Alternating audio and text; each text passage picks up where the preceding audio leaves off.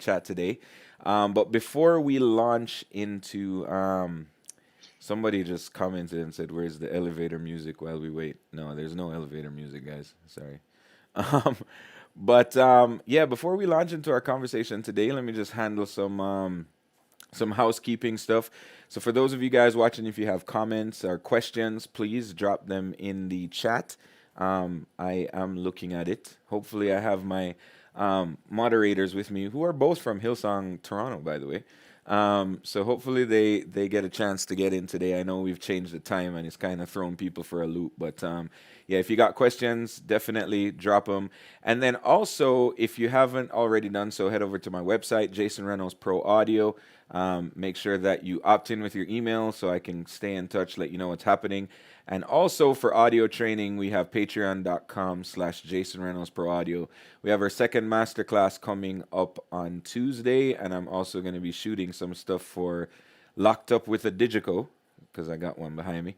So make sure you check all that out. So make sure you go and opt in. I also got an webinar coming up next week with Adamson, and then the week after that, we're doing one for Clang. So definitely check that out. Opt in with your email so I can let you know what's happening. So without further ado, I am still trying to figure out how to be a director, producer, broadcaster, and host a program all at the same time by myself in my house. So I'm actually not even looking at my camera. I'm looking at like a million screens that I have in here. But Ricky, Australia, all the way down there. It's like summer now, right? hmm No, it's no, it's we finished up summer. Oh, It's getting cooler. yeah. It shows you how much I know Uh, my geography. yeah, and then we'll be because I mean we're basically polar opposite, like Right. literally polar Yeah, I opposite. So guess I guess if you talk to Canadian, or depending on which Canadian you talk to, we're still in winter, so maybe that's why that's the confusion. well, when you mentioned it was 11 degrees before, it was like that to me is winter. Yeah, exactly. That's cold. Except right now, it's funny. I was kind of talking to my wife the other day and saying, depending on what time of year, your body like reacts to temperature differently. So like 11 degrees. If you hmm if you call me in 6 months and tell me it's 11 degrees, I'm like, oh my goodness, that's crazy. But right now, 11 degrees, I could go play soccer outside right now. So yeah, man. But I want to thank you. I know we were just saying how busy times are now. Um, even though we're kind of inside and we're not having church the normal way. It's a busy time, so I want to express my appreciation for you taking time out to do this, and of course, doing it early in the morning because we try to do these things live and not pre-tape them. So yeah, thanks for doing this. So why don't you tell me and the folks watching a little bit about I know you wear multiple hats at Hillsong Church. So you'd be the best person to tell us what your job description is, what are the things you do there. Okay. Well, first and foremost, like my first job, and still the one I'm most passionate about to this day is sort of the head of audio for the country. Hmm. So we have 30 something odd locations stemming from the 3,500 seater venue right here. I mean, this campus alone has a 3,500, a 1,200, 600 seat theater, and a Wow. 250, 300 seat chapel. Wow. So it's like four venues just on this one campus. And then we have, other locations, like we've got a bunch up in Brisbane, we've got a bunch down in Melbourne. Hmm. So they're varying tiers of, so yeah, so look after all of that. Hmm. Also, sort of wear a hat looking after the overall infrastructure that ties it all together, especially when it comes to relating to in and out of video. A lot of our IP infrastructure because we're moving a lot of our basebands, so shifting from MADI and other formats to AES-67 and Hmm. things like that. And then on the flip side of that, because we are moving to more network-based transport mechanisms, I'm Hmm. also the main network engineer and the main sort of network architect, and that kind of is in I wear that hat in the IT department.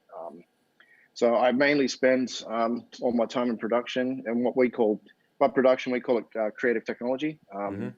Kind of gave it a bit of a spin because uh, quite some time ago we've got a creative department. Production moved into the creative department, so we kind of wanted to give it a fresh new look. And um, so my boss Stephen Pippett, who's the production manager for United, Mm-hmm. he sort of spun the new name and said, "Well, why don't we rebrand the apartment, the department, and give it a new name?" And we called it because we're in the creative department and we look after a lot of technology. We called it creative technology, and it was kind of so you've got information technology and creative technology. Nice.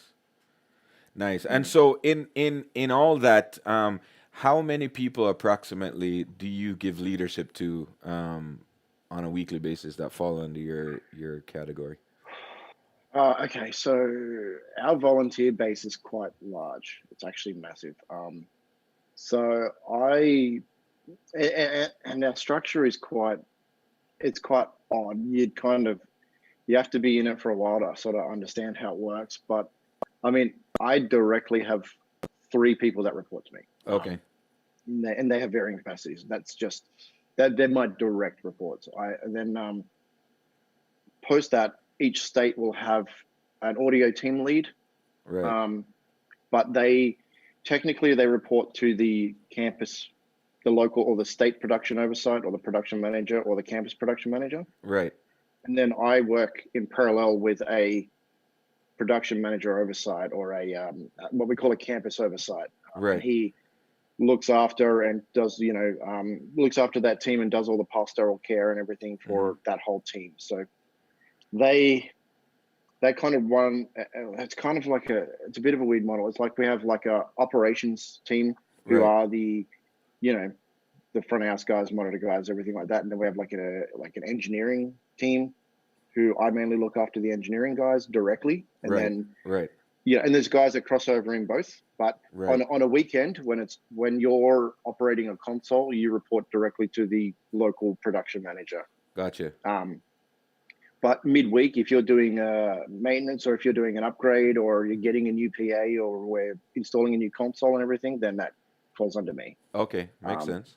so, and if there's if there's things like basically, and the production managers will come to me with their audio problems. Right. Um, and so yeah, Right. Because I was it's a bit about to say, yeah. like, that's a whole lot of people to. Because I mean, if in Australia alone you got like 30 something locations, and then of course worldwide, um, I mean Mm. that could get kind of crazy. Um, It does get crazy. I mean, it's pretty awesome. So the US guys look after themselves, the right. UK guys look after themselves. Um, and we kind of collaborate and meet once, twice a year for conferences and things like that. Right. But beyond that, it's like we would love to work together more often, but it's actually so busy that Right. Yeah. you're focusing on your own area Yeah. Of and course. keeping that going. So Right. And are you the person who sort of and a lot of these questions I kind of know some of the answers to, but I'll ask them just so that people watching get the answers. And let's say new campus is coming online. Toronto gets a building. Are you kind of the one making a lot of those decisions in terms of the direction that Hillsong moves in as it relates to creative technology, consoles, PA, that kind of stuff?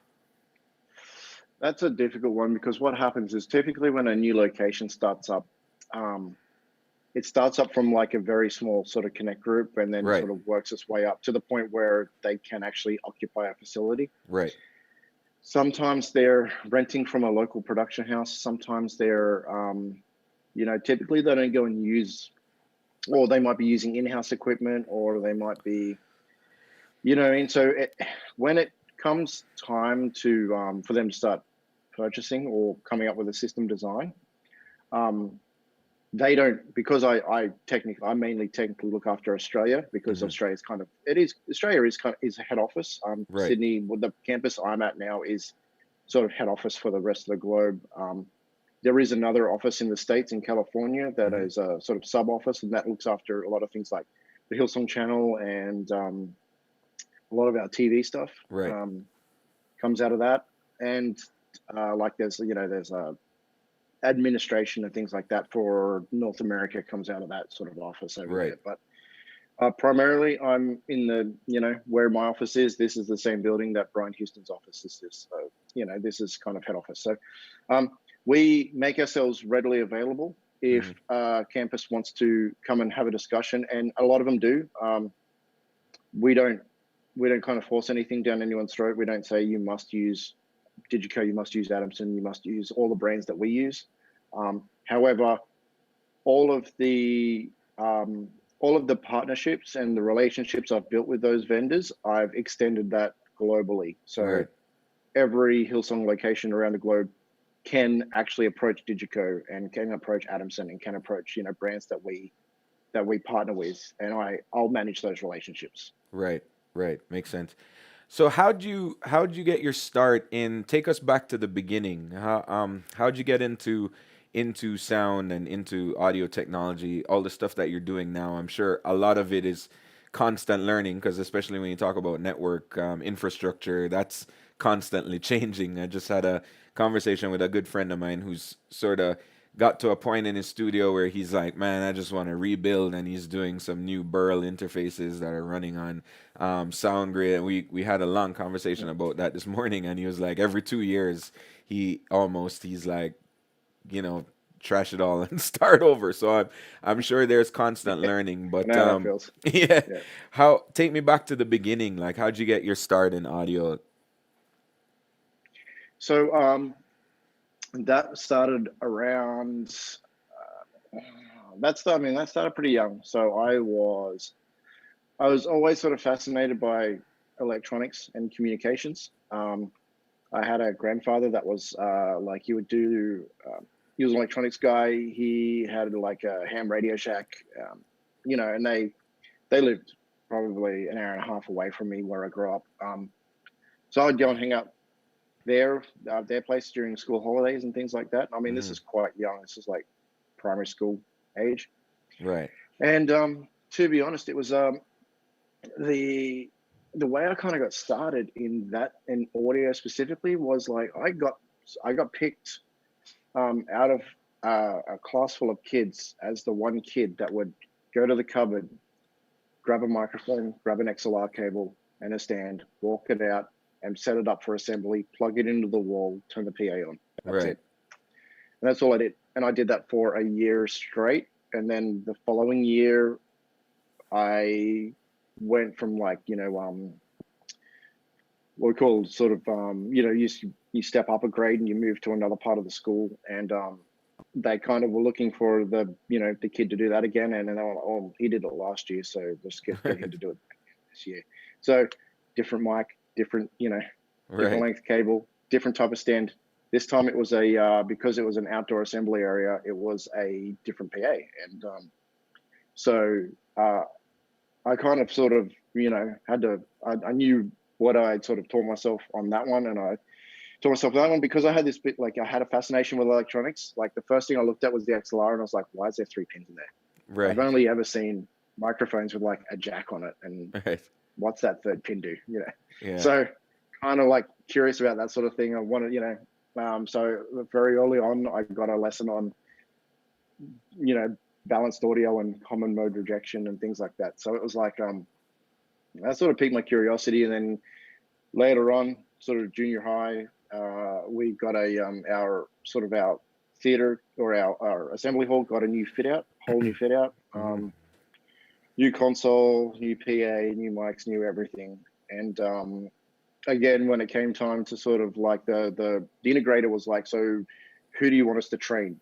And they kind of went, well, here's a handful of teachers and here's a handful of students, mainly this one, and that was me. Oh, Um, nice. so I got talking to the integrator. I was the only one asking questions during that time. And honestly, afterwards, he basically came up to me and said, "When you're old enough to get a job, give us a call." Wow. And so the day I turned, like in Australia, is like I think back then it was like you had to be 14 and 9 months to be hired Right. Right. for a job. So the day I turned 14 and 9 months, I literally gave them a call and they said, "Come in, you start Monday afternoon." So literally after school, I would ride my bike to this little um, integration shop, like a little PA rental shop that also Right. did like, some installs and integration on the side. And they had like a, service department and various other things. But where I grew up, it was quite small. You didn't have big production houses. That Right. was all based in Sydney, and I lived like an hour and a half north of Sydney. So, Right. Right. um, yeah, so I kind of just on Thursday and Fridays, well, Wednesdays, Thursday, Fridays, I'd prep the hires going out on the weekend, and then Mondays I would literally de-prep the hires coming back from the weekend, put all the gear back on the shelf. And there was like Yamaha 31 band EQ, so I was like, okay, well, I'll go and find the manual and learn how this works. And then there was DBX compressors and Right. frames of 900 series stuff. So I would just, in my free time, I would just mess around with that, learn how, saw a console, and it was like a Soundcraft 200B, I think it was at the time. It was like old, and it had like, I'm like, what's an insert? What does an insert do? Right. So literally crack out the manual and you follow because I had an understanding of electronics as well. I could follow the diagram and go, oh right, so it's like putting something in post the micro. That makes sense. So and then just one thing led to another, and sort of by the time I was 16, I was doing pub and club shows on my own. That's As simple dope, as that. man. That's So so dope. yeah, kind of got to mixing, and I started. I probably started in. I started going to a church. Like I started in a youth group, probably Uh-huh. around the age of late 14, maybe 15. Um, and when I got there, it was like the sound was terrible and it was bad. And I basically one day the pastor said, "Oh man, like if we could find somebody just to like do sound like reliably." And I was like, I sat there dead silent, and one of my friends kind of grabs my hand and puts it up in the air and goes, "This guy does that," and I'm like, "Oh, guess I'm in it now." So No turning that back. that led that off, and that was like that.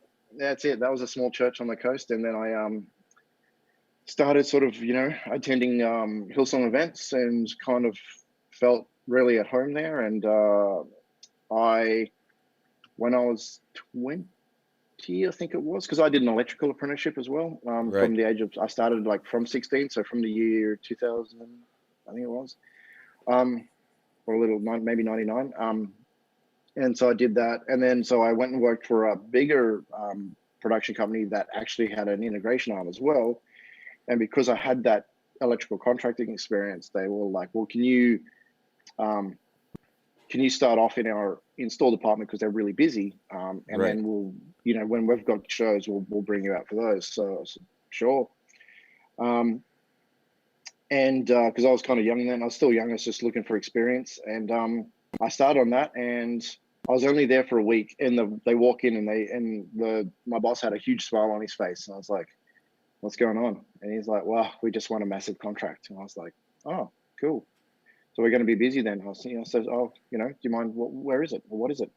He's like, "Oh, it's the new Hillsong Convention Center." Cool. So after that, I must have spent a year straight on the building Right. as a contractor, Hmm. as in the building I'm currently sitting in now. That's Back in crazy. 2001, 2002, yeah. Wow. Then it opened. So, That's crazy. Talk about like full circle, I guess, right? Um, mm-hmm. do you feel that um, that was kind of meant to I guess they say hindsight's 2020, right? So I'm sure looking back now at the role that you play there, it was obviously meant to happen. Did you at that time ever think that you'd one day be head of the audio department at Hillsong? I,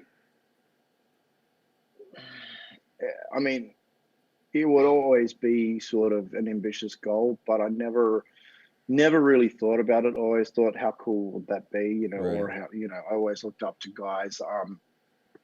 There's pioneers that kind of sort of established, and a lot of them are friends today. Actually, I kind of looked up to these guys because I was the kid, and Right. these guys were running the show, and guys like Andrew Crawford and Dave Watson and Kevin Watts and Brad Law and these guys, and I mean a lot of them are still active today. Andrew Crawford's putting out his own content at the moment because he is now the Alan Heath Brandon representative for Right. the local distributor in Australia. Yep. Brad Law is the monitor engineer for United. So guys like that, I was kind of looked up to, and now then, now I call them friends. They're my closest friends. So, Right. that was really cool to sort of go through that process and kind of get involved from a volunteer base. And then I didn't come on staff until 2014 full time. I was actually in 2010. I was actually asked to come on tour with United as an A2, and I started off by, I'd pin the stage, and then I started looking after random things that got thrown at me. Like at one stage, I was kind of like, I'd set up the media servers as well. And then bit by bit by bit, I ended up being the front of house systems engineer for James Rudder, who's the front of house engineer. So I was sort of, working with the rental company at the time to design the K1 that would go in, and I would tune it.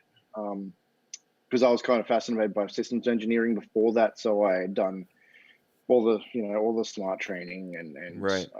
I'd done a lot of work with I'd actually, sorry, before that, predating that, like from 2006 onwards, I'd worked for a company in Australia called Norwest Mm-hmm. Productions, Mm-hmm. who were the Adamson shop at the time. Right.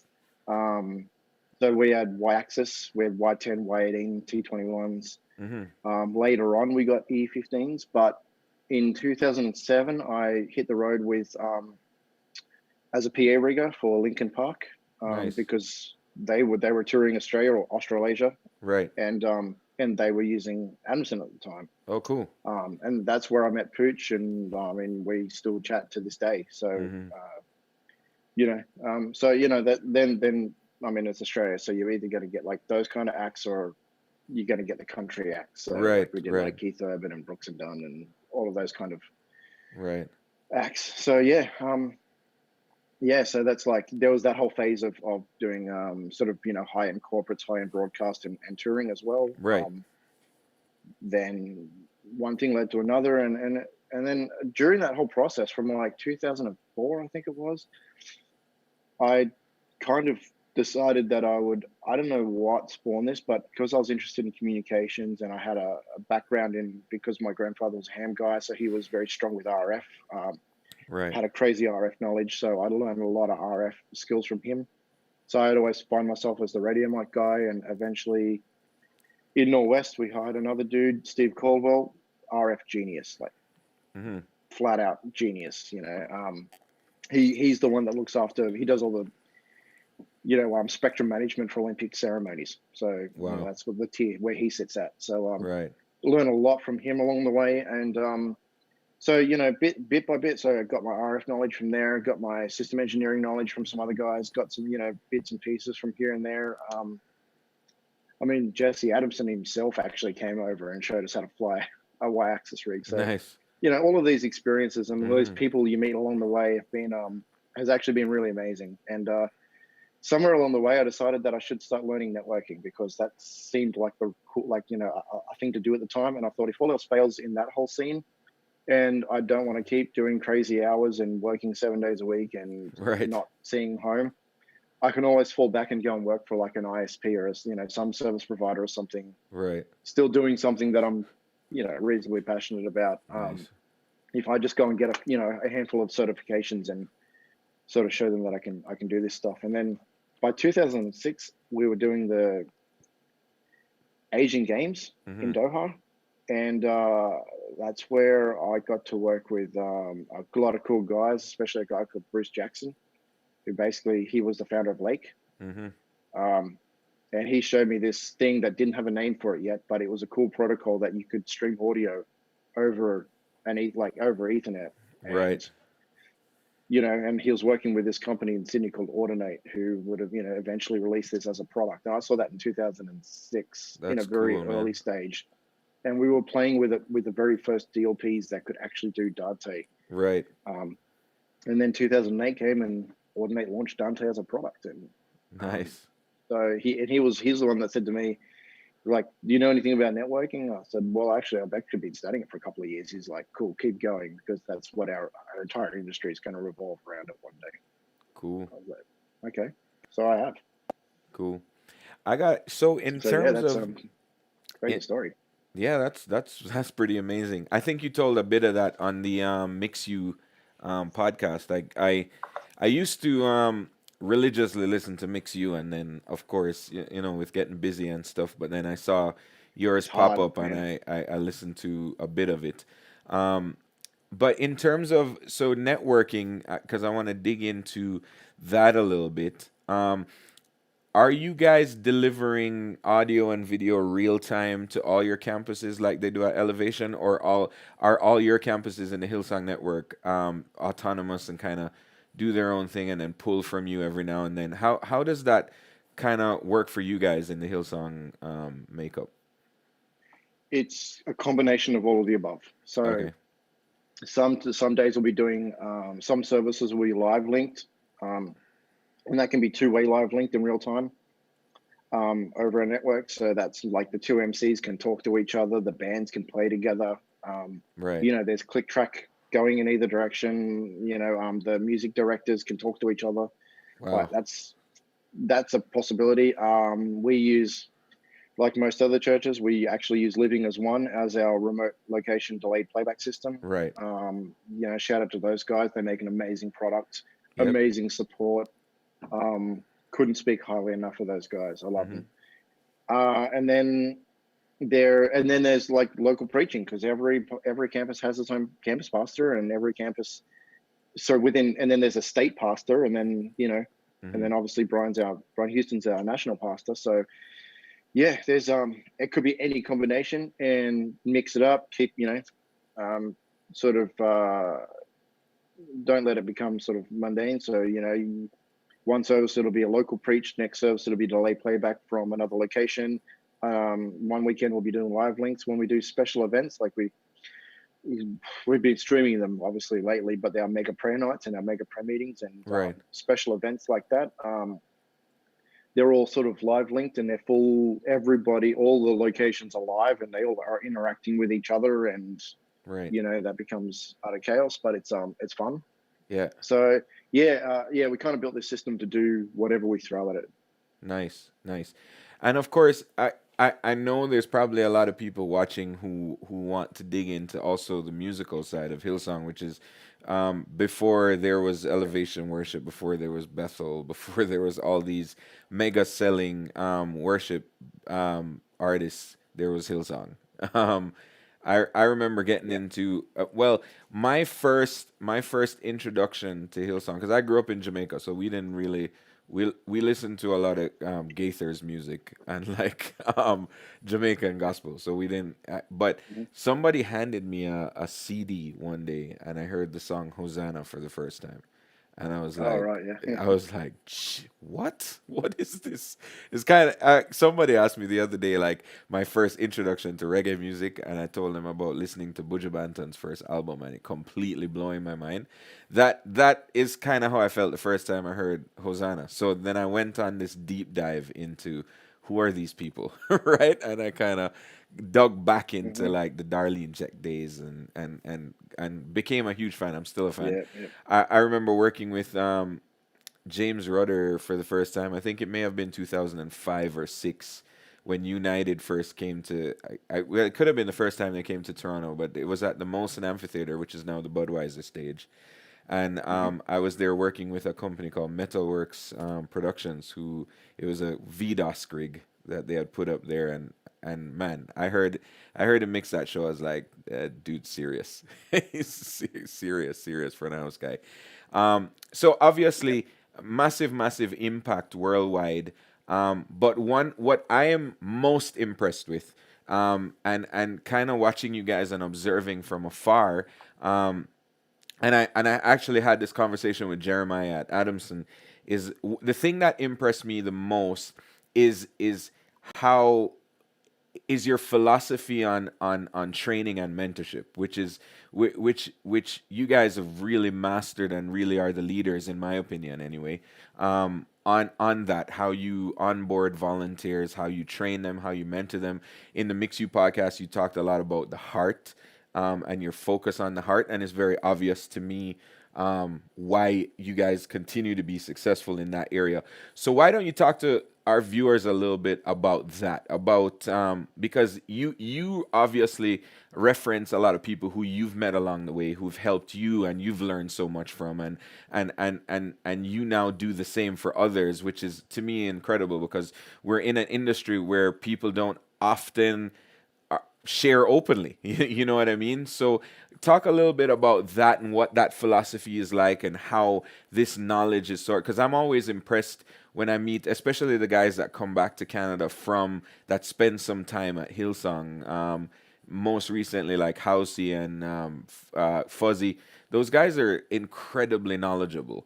I work with a production company here, and I'd hire them the minute I got the chance. Again, they'd be on in my call list for guys that could easily function at a high level for a production company. So that's also a testament to your training and mentorship as a church, because these guys come there for Bible college and come back with real life skills, which is not often the case elsewhere. So yeah, talk to us a little bit about that, and that philosophy, and what that process looks like. So we've always, I mean, that's always been a massive, um, training leaders has always been a massive part uh, of Hillsong's culture, of Brian Houston's culture. Like all the culture he created, and that's just that, that's gone from basically, training leaders of leaders through to, it doesn't matter if it's pastors, if it's um, you know like trainers, all the musos like that, and that flows through all the departments. That just flows through everywhere, right? So that is ingrained in our culture. That's not going anywhere anytime soon. That's who we are. That's what we do. Um, the other thing is, it's partly out of necessity because we have so many locations, we have so much stuff going on. We don't, like, the full-time staff alone will find it hard to support our primary functions, let alone all the additional stuff we do. So um, mentoring and training these guys and fast tracking them is definitely it's a thing we do, but it's and I don't say we wouldn't do it any other way regardless, but it's also, it's funny, you think about where we would be if we didn't have our volunteer base, and we would not be, we wouldn't be where we are today. So we, in our department, we have, like, I mean, we have an app that we use to onboard Hmm. volunteers. Like, so if you want to put a volunteer in the system, there's an app for that. It's like, Nice. we have well, just in creative technology alone, we have a full-time staff member dedicated to programming the back end the of the database, the human resource, and how Right. you Right. interact with, the permission system, and what you can get access to and what you can't get access to, and, like, if you need information, training manuals, firmware, like, it doesn't matter what it is, it's all stored in this central repository, and we can onboard people and assign permissions, and that, like that. Just that fact alone kind of shows, like, how much we depend on and rely on our volunteer base. But Hmm. along with that, it's, there's no, you don't sort of expect them to show up and be able to do the job first day, right? You Right. actually have to invest in them. You have to train them. And Right. the thing is, and I mean, a lot of other people are the same, but I personally really enjoy it. Like, Hmm. I love interacting with people, um, and especially if they're actually interested. So if they're genuinely interested in what you are going to teach them, Right. and they've got a hunger for it, Right. it just makes it all that more exciting to, like, hand your knowledge over. And I have no problem if someone comes up and they're like, "How did you make that sound like that?" I will show them, Hmm. but then I'll also show them what could go wrong if you get it wrong, and what could go, Right. just be careful of this and don't do that. And so, and we encourage the guys to go out, or the team. I shouldn't say guys. Like, when I say guys, I mean girls too, because we have a Right. lot of girls Yeah. on our team as Yeah. well. Hmm. So encourage them to go and sort of self-educate, learn stuff, go and watch videos. Watch your videos, watch Pooch's videos, watch whoever's Robert Scoville's videos. Like, watch all of the videos. If you don't understand something, take a note, come back to me. I'll try and explain it to you. Mm-hmm. Things I would rather you not. I don't want. My biggest fear is when someone has enough knowledge to be dangerous. Right. And we don't ever want to. We don't want anybody to be in that area. So we put the extra effort in to make sure that they're not dangerous, because the other side of it, when you talk about the skill level and the knowledge and especially the aptitude and the attitude of the guys when you get them back, especially when you mentioned Housey and like Fuzzy. Fuzzy was actually my third year intern last year. Mm-hmm. So those guys, we spend a lot of time sort of working on their attitude, and then inherent, like, also their aptitude as well, the way they think, the way they process things, Mm-hmm. the way they approach things. So, and try and get it to the point, because we obviously try and maintain a very high standard. Mm-hmm. So I'm not going to say failure is not an option, because things fail all the time. People screw up all the time. It's human nature. It is what it is. You got to remember that, like, especially in this, like, we're throwing front of house guys in broadcast positions who have never mixed broadcast before and don't know Right. what it's like to sort of have to hold things on and pin that limiter and things like that. So, Right. so there's a lot of that side of it that is, it's, I don't know. I can't, all I can say is that it's just ingrained in our culture. It's the way I got shown. It's the way I'll continue to show. Mm-hmm. So it's, one thing after another. It's just keep passing that down and making sure that it's, and we have often saying, like a saying here is like, who are you bringing with you?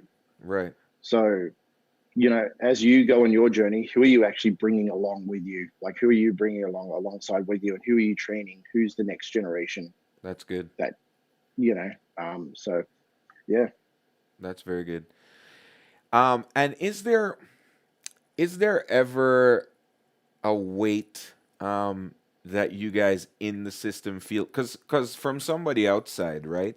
Like I look in and I go, man, I can't imagine, and this is just me saying, I can't imagine the pressure necessarily to mix, let's say, like even just a regular Sunday service at main campus. And then by extension, now some of the bigger conferences, the Hillsong Conference, the Color Conferences, and stuff, because of the legacy of United, the success of United, then now Hillsong Worship and Young and Free.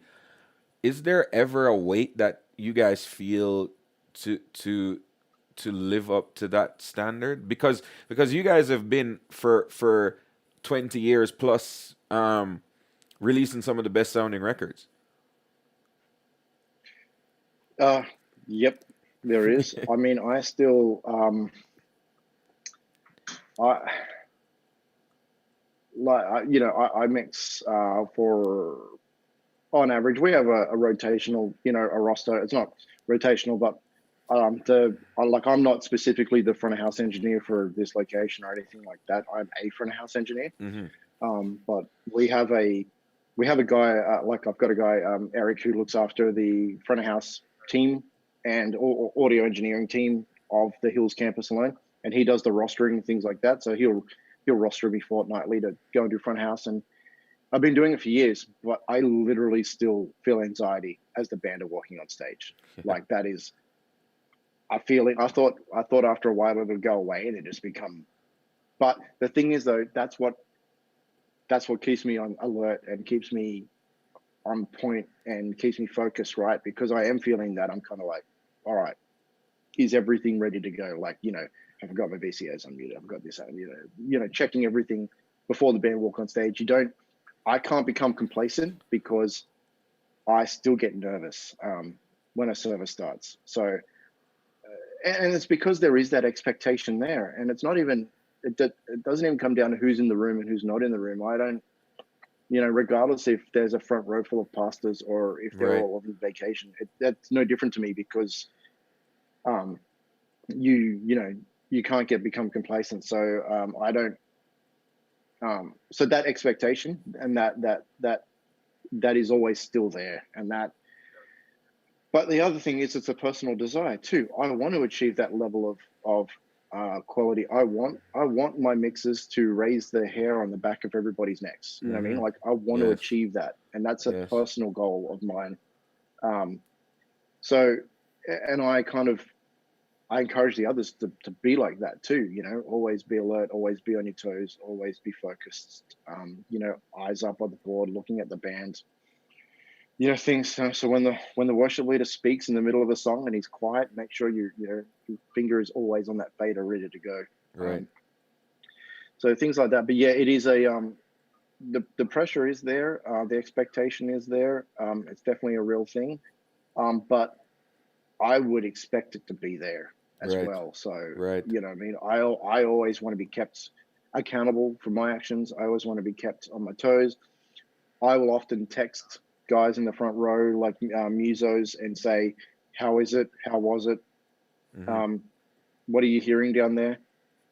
And quite often you'll get you'll get comments back, and that's the thing. And I want that feedback. You know what I Right. mean? So because it's not when we mix church, it's not my mix. You know what I Mm-hmm. mean? I'm not Right. mixing for me. It's Right. not. So it's different to when when people hire you, they want you for your skill set and your mix, what you can bring, your contribution. So that's still to a degree for a church service, like that. That's still the same. However, I, I mean, the, I don't feel like I've done well unless every hand in the room is raised. And Absolutely. when the whole congregation has their hands in the air, I am like, okay, we've done good this morning. Right, right, absolutely. And funny enough, whenever I get a chance to speak to young engineers or when I get a chance to tell my story, I actually think that allows when people ask me why do because a lot of the guys who are some of the top engineers out there have mixed a lot of church stuff have or come from that background and definitely for me personally um I've found that has that desire to make sure that you're impacting every last person, not really stopping until it's right for everybody is really a great quality to have, not just for church guys, but definitely for guys who want to get into touring who may watch this and think, well, how do I take that next step in my career to go from good to great is really taking that time because you'll see guys who and I've been on all sorts of different tours and you have some guys who they fly the PA and they're not going up to the 300 level to check it to make sure it sounds good up there too because they're like yeah those are the cheap seats, they're not money seats, right? But really and truly, especially in a Mm, church environment, every seat's a money seat because every seat matters, right? So that's I right. Yeah. think Yep. I think definitely that's a huge gem for younger guys watching Uh, who wanna and wanna not make only that that, next step. it's like, sorry, I'd like to just like on that. It's like you gotta the the people who come and sit in those seats way up the back on a standard arena show. Hmm. They bought those tickets. They're paid to be there, and that's where they're going to sit. The people who show up and sit in the back of a service are typically the people that need that service, or Right, they've had a terrible morning and they're running late, right, or they took forever to get their kids in the car and get there. So when they get there, then sometimes they're not in a good state, and they need that service more than the people that are in the front row. right. So you want to make sure that you're delivering. Yeah, absolutely. And speak a little bit more too about that approach and that heart of ministry and serving people. Um, even as it translates through mixing, how important is that really? Especially, again, I don't think it's only pertinent to church, but definitely speak a little bit more about that because I think a lot of guys, when I was young, I was like that too. I'll be the first to tell you. When I was young and I got hired in churches, man, I used to mix that how I wanted it. And then when Yeah. it sort of changed for me is I got a job at a large church here in Toronto. And the pastor is way older and he loves that B3. He wants it like Hmm. singing in the PA. Like if he ain't, Yeah. if that B3 ain't ripping his face off, he is not happy, and he would stay from the front row and yell. And I'm like a good 125 feet away from him, and because the church seats like 5,000, and Yeah. some of the guys watching will laugh because they'll know the church, and that's when it changed for me because I was still fairly young when I worked there. I think I worked there back in maybe 2009 to 2010, 2011. I was only there for like 18 months. Hmm. But I just one day I pushed that organ up, man, and one of the guys I was training because I was the head audio guy there for a bit. He says, "But it doesn't sound good." I say, "Yeah, but he's signing my check." So, Hmm. I mean, yeah, I have opinions, but at the end of the day, it taught me a good lesson about not just making sure that one, you're there to support the vision of the pastor and the leadership team, but Yeah. as you said, that heart for service, that can be taught, can it? It can. Yeah. Yeah. It can be. It's always. It's always hard because it's harder. There is. I mean, there's two mindsets on it, and I actually love to hear your opinion on this. It's like, can somebody be taught to mix? You know what I mean? Like, you see people step up to a console Hmm. and they've already gone and had a conversation with the band. They've gone and talked to that. They've gone and placed their mics. They step up to console and they just pull a great result. And then you get guys that step up to the console and they're going to pull a less than average result. And you go, okay, what do we need to work on? Hmm. And it kind of like I relate it like the I kind of relate it to like an artist. You can give two people a blank canvas and the Right, same paints, right, and one will paint a masterpiece and one will draw a stick figure. right. Absolutely, And that's the best they can do. absolutely, So, yeah. and sure, the one who drew the stick figure can go and attend some art classes and get some tips and things like that. But at the end of the day, are they going to be as good as the person that is naturally gifted in that? So, it's kind of one of those things where it's like I always battle with this. Is like, can we actually teach someone to mix, and how do we do that, and how does this what does that actually look like? And while we sort of mentor and we do train people along the way, I do struggle quite often with the how do I teach this person Hmm. this instinct that comes naturally to a few of us. Right, um, and a lot of the time it's like when you grow up, I grew up sort of mixing. I was mixing pubs and clubs before I was old enough to actually be inside the pub and like legally be in the pub and the right, club. You know what I mean? Like I was right, like mixing those things from 16. So I kind of got, and I learned because I was getting yelled at by drunk people that it didn't sound right. So, right, right, but the thing is, they're also like a lot of these bands are covers bands, right? And you've heard all these songs before. You've heard them on the radio. You've right, heard, right, um, you know, you know what Brian Adams' Summer of '69 sounds like. right, right, So you mix that sound like that, right? And that's right, what you got this preconceived idea of this covers band needs to sound like. So you get the guitar to sound like that, you get the kit to sound like, and you make it sound good. But hmm, you kind of going to church, we're kind of lucky because we do have albums to reference. right, This predefined, the guys, the Hillsong Music Australia team and the producers and everything, the geniuses behind that, the Michael Chislets of the world, hmm, who have produced and crafted these songs and got them to the point where they're and there'll be no shame. We don't ever say we'll never produce the best sounding albums. hmm, Quite often I'll listen to a Bethel album and I'll be like, man, that thing sounds good. yeah, Man, like yeah, Chris Greeley, he's the man. Like, yeah, and he is like he's really talented. hmm, And those guys, they produce some stunning sounding albums. But the stuff that we produce will when a small church of 50 people and their music, the pastor or the music pastor or the music director will listen to that, he'll hear that and go, okay, we can do that. hmm, I don't yeah, have the same talent of musicians, but we can still do that. And the songs that we create and the stuff that we put out, and even the Hillsong conference is the conference itself, there's again, a saying is like it's about equipping the local church. Mm-hmm. So a lot of our content will be made for equipping the local church. So so quite often we'll use those as our own references and things like that, and we won't. While there's like a ton of tracks, and there might be in a conference, there might be like 80 odd inputs and everything. We'll try not to overcomplicate it, because Right.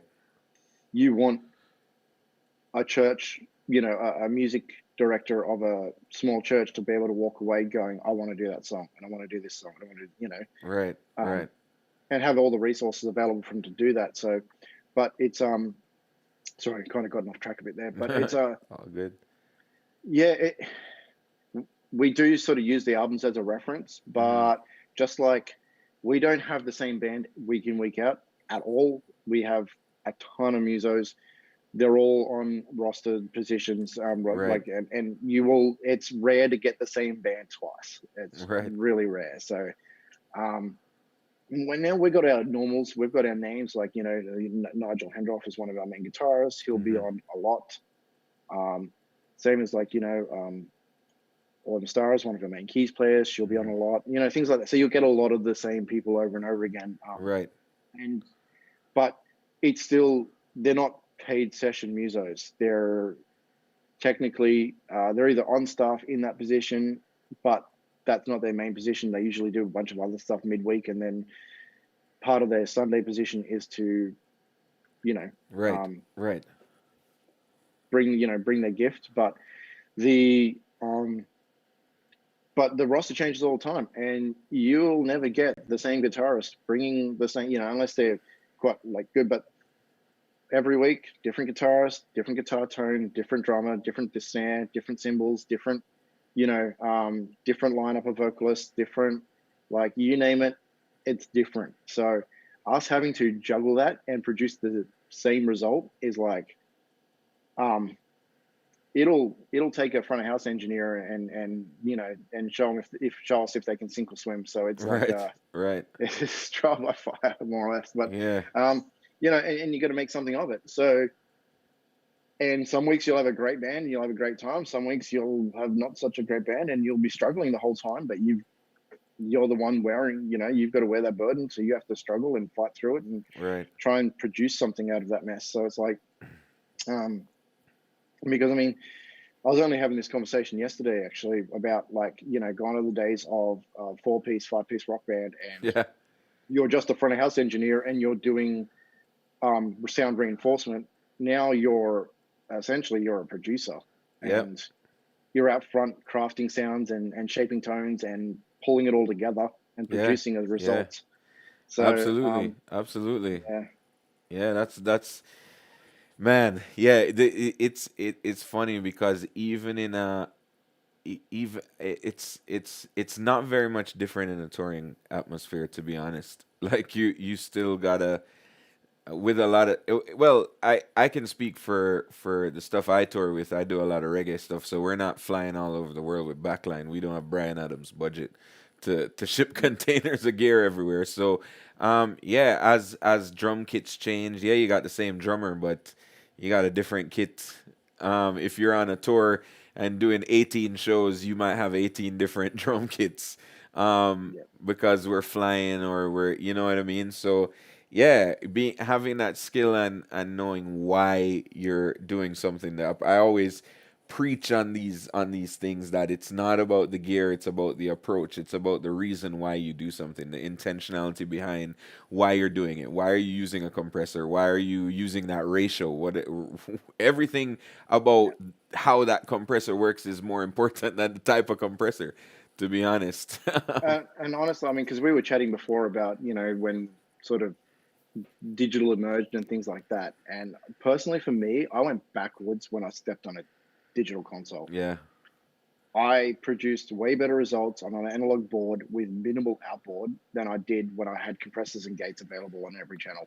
Yeah, absolutely. I went backwards and I had to re-educate myself and refocus on the fact that I don't need to process everything. Right. Um, you know what I mean? And while it might sound good on a channel by channel basis, when I bring that all together, like, why is there so much 250 in this mix? And why is there, Right. Right. why is everything hissing? And as boards got better at doing everything from 20, 20 hertz, 20K, and PAs got a whole lot better, and the top end of PAs opened up, and PAs became way more like you actually had to like start paying a lot more attention to what you're Right. doing, Absolutely. and a lot more focus. So um, that was the biggest sort of thing for me, because I started on analog, like a Right. lot of us did. I was kind of probably the last generation to actually experience analog before all of the current guys. Like most of my guys these days have never seen an analog board. It's I actually know. it's It's I kind of crazy, want to go right? and find like a second-hand like XL3 or a Yeah. Heritage 1000, something a bit smaller, just so we can, and then be able to feed Pro Tools back into it and be able to like, right, Listen to work this. on this, Yeah. listen to this, and then make it happen on, Yeah. on an SD, like, or something, or on Heath or something like that. Totally, man. Yeah, but it's funny, that whole side of it. And yeah, so Yeah, it's crazy. um, Launching into my own journey now of teaching people. I mean, I've always been mentoring people, but now obviously with my Patreon site and stuff, it's a little bit more structured, and I gotta prepare these master classes, and I basically show people who are subscribed everything. Like I break it down channel by channel, like exactly what I'm doing with processing, exact why I'm doing it. It man, if you ever think that you're good, if you ever make the mistake to be like, yeah, I'm really good at this, then go explain it to somebody else. Like, go explain to somebody why you're doing what you're doing, and then mhm. you will quickly rethink whether or not you're as good as you think. Because, like, when I was preparing my first masterclass, um, I sent the mix to my good friend Veer. Who, happy birthday, Veer, if you're watching. And he was like, "What is this?" He's like, "This is." He said, "Dude, did you listen Yeah, to this mix?" Like when you, he's like, "This is horrible." yeah, And I mean, listen, to the average person, they probably hear it and go, "That's incredible." But some of the things he was saying, it's easy. And for those of us who love learning and love being around audio, and especially when you get to a certain level, people always say, "Man, it must be nice." To be at a level where people are contacting you and sending you stuff. It can often be a two-edged sword because, like you said, back when I was mixing on analog with just EQ and didn't only had maybe 8 compressors. I remember the days of like a PreSonus AP8, right? And like that was your 8 compressors that you had. yeah, So choose wisely. And then you've got yeah, like 8 drummer gates and that's it. yeah. There's no just putting a compressor on every channel or like, you know Hmm. what I mean? So and, Yeah. and and you're right. Those mixes a lot of times were a lot better. I mean, they breathed more. They sounded more Hmm. natural, and Yeah. and so sometimes what happens to us is that we get to a point where we're picking up so much that it gets difficult to filter out. And I think I heard Lee Fields talk a little bit about that in that same, I think the same Mix You podcast you were on. He was talking a little bit about an experience he had with a friend of his that said, "Man, listen, that mix was horrible because it wasn't you." I think in That's it. Yeah. sometimes in an effort to learn as much as we can, we get away from the distinct qualities that we had that made us us, Hmm. and made our Yeah, mixes so totally. And fantastic. that's when I first stepped on digital, and I said, like, I went backwards. I couldn't reproduce the sound that I normally could create in the, because it's like, it's funny. It's like you think about it and you're like, okay, well, it's the same inputs, it's the same everything else. It's just the engineer, right? So you push the faders up, you get roughly the same result, and it's not. Right, You don't, because in your mind, you're like, this is how I want my kick to sound. This is how I want a snare to sound. This is how I want, the whole kit to sound together. And then this is how I want a bass to sound. And then when the bass and the kit are together, right, and you bring your, it's not really, you don't bring your, a lot of guys will say, like, that he brings a good sound or he has a good sound. It's like, it's not even that, it's your perspective. Like right, it's your view on how this should sound, right? And I didn't grow up as a muso, so I didn't grow up learning music or anything like that. right, I would say I grew up as an audiophile. So I spent a lot of money in my youth putting stereos in my cars that sounded amazing. My living room had an amazing sounding system. Like wherever I went, it just had to sound amazing. So I always, and that was my approach to front of house, was like, it needs to sound stunning. If it's Right. not, I've failed. I don't, you know what I mean? And I'll critique the inputs just to make sure that when I actually sum all these together, it's gonna sound stunning. And and within, especially in the Hillsong circles, I am definitely not the main front. Like I'm not. I would say that there are, well, put it this way, there are far more talented front of house engineers than I am. There is like, I mean, just in the touring guys alone, like James Rodder, absolutely like wipes the floor. Yeah. And Yep.